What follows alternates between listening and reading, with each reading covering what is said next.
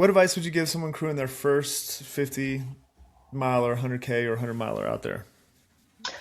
Sit down and have a long conversation with your runner. Make sure you understand what he and she wants. Everything from equipment, food, the timing of it, but also, we were just talking about motivation. No, ask your runner, okay, if you hit a hard spot, what works with you? And one of our new runners that we crewed a couple years ago, she said, do not ask me how I'm doing. No matter how I'm doing, do not ask me that because I'm going to cry if you ask me that. It's going to get worse. So, and you'd think that's a no-brainer. How are you doing? So, it's weird they have little quirky things like that. But yeah, sit down, understand the plan, understand your part, understand the timing. Um, do as much research on the race from a cruise perspective as you can. If we're going to a race that we have not been to before, I look for YouTube videos. I look for blogs on it, little Instagram clips about it. Anything I can find that gives me a glimpse into that race. Look at, I can look at Mike's age group and those people who've run it before and see if there's any similarities and what the pace might be. He's pretty good at a pace chart, so usually if I have that, I can rely on that pretty well. But it's all about intel. Know as much as you can. Know that here's a good example. Driving to an aid station this weekend, I think the mileage was like 18 miles. Say it's 18 miles. It took an hour and a half to drive 18 miles because they're mountain roads.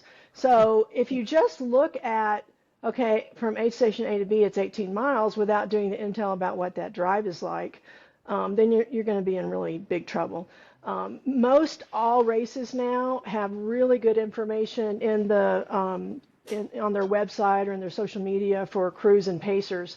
So you do yourself a real favor when you go read all of that and print it out.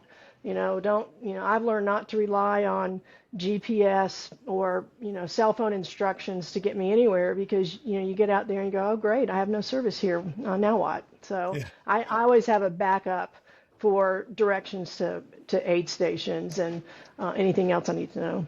yeah, that's smart. I think just definitely reading the pre-race information. So many people just Hmm.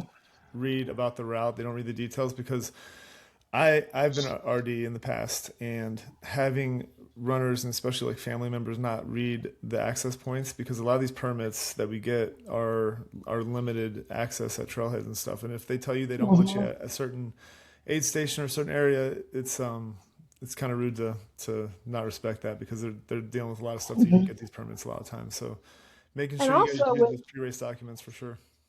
Also with driving directions, especially like in national forests, you can look at a map and go, hey, they said to go this way, but here's a shortcut. I'm Yeah, taking the shortcut. Uh, and a lot of times that shortcut may be where the runners are going, or the Forest Service said, don't send your cars down this road for this reason.